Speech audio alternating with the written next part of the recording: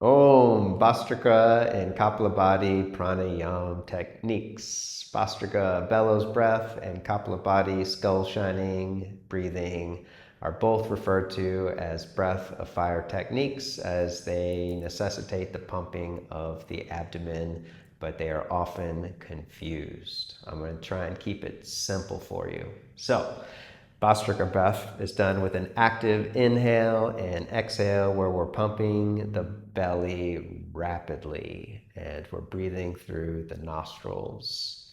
So I'll just do 27 of these breaths, taking a good, comfortable meditation posture. The belly is relaxed and then it becomes active, pumping rapidly.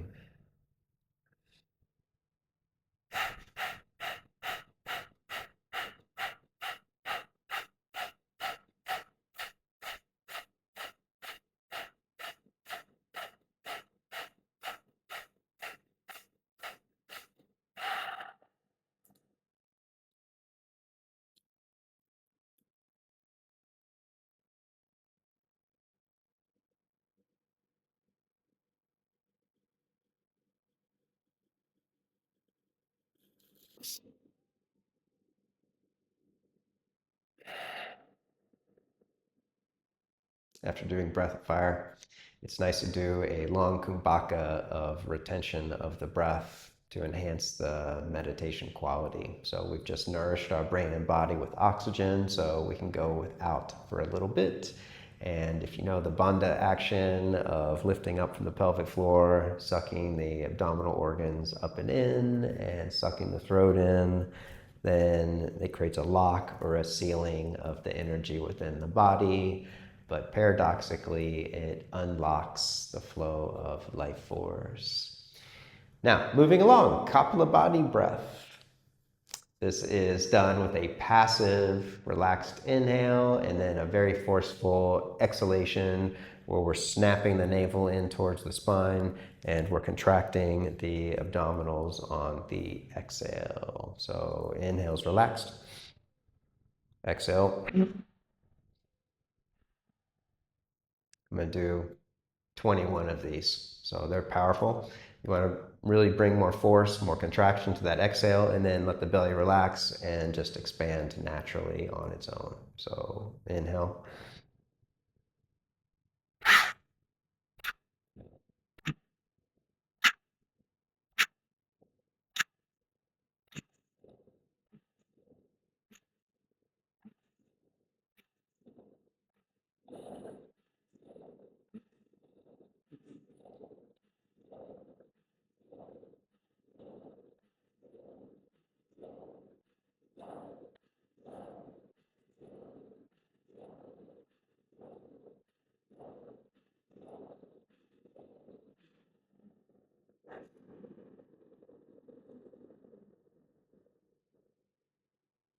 Hold the breath in, Jalandhara, throat lock. Hold it in as long as comfortable.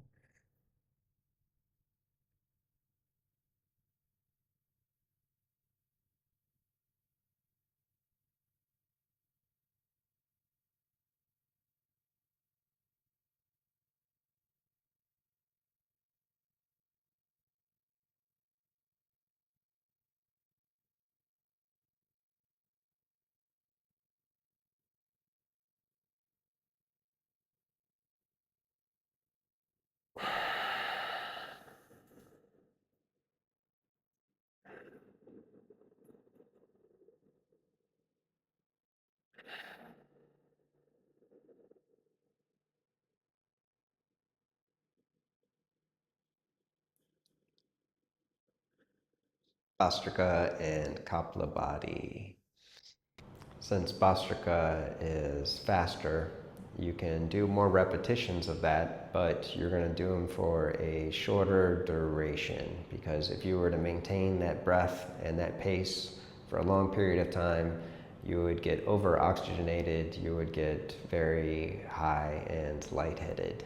So to avoid getting dizzy, Kapalabhati, skull shining breath, can be used when doing asana, if you're doing Kundalini yoga, or for meditation preparation And you can do that for a longer period, a longer duration, without getting lightheaded. So it brings more fire into the lower abdomen, and it helps to clear the mind. So that is why it's skull shining breath. So it lights up your upper chakras, the throat, your brow, and the crown, but it is used as a shatkarma, as a cleansing technique to clear out any unnecessary thinking so that you can get a clear mind and be present. Enjoy the breath.